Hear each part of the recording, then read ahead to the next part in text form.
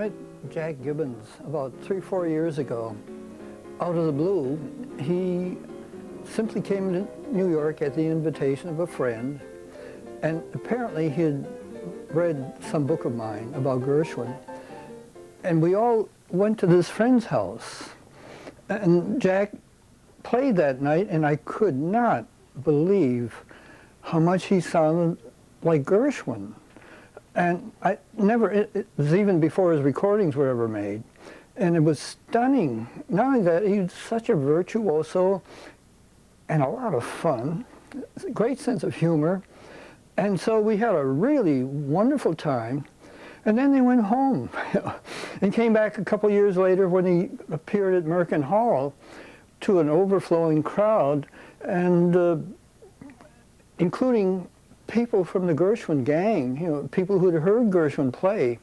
And again, they were stunned because he was able to reproduce Gershwin as Gershwin performed.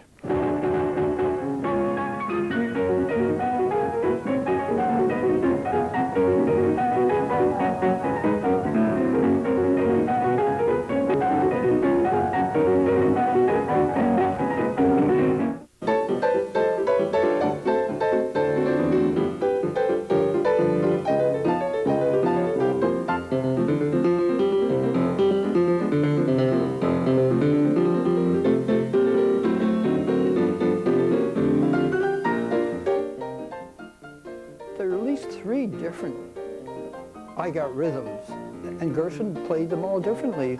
And Frankie Gershwin, his sister, said that at parties he never played the same thing the same way twice. And so that's what Jack recreated. It's like being at a Gershwin party. In fact, if you like, I can give you a demonstration of what's going on. Please do, yeah. I mean, there's a wonderful song called When Do We Dance, which really does make you want to dance. And the left hand, this is typical of all Gershwin's improvisations, the left hand is leaping up and down.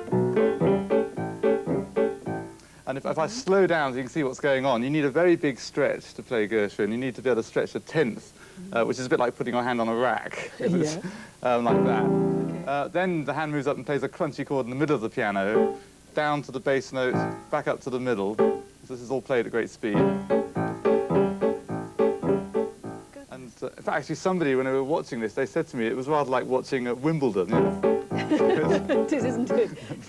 And one thing Gershwin loves doing, he loves using the whole keyboard. And in this song, for example, he's got the tune is played here just by the fourth and fifth fingers of the right hand, like this. Oh,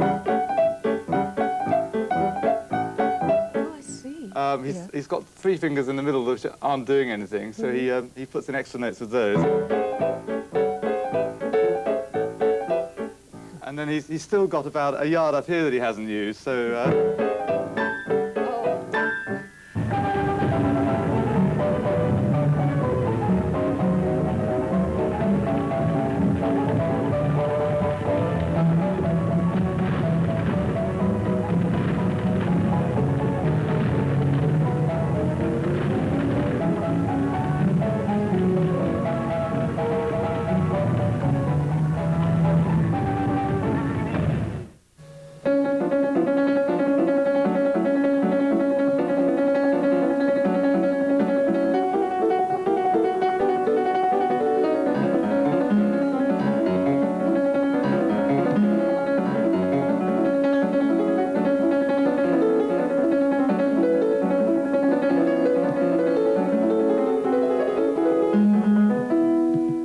Jack did the Rhapsody in Blue, based in part on Gershwin's piano rolls, in which Gershwin not only played the solo piano part, but he also played the orchestral stuff, which means that there was more than one George Gershwin because they cut over what already had been recorded.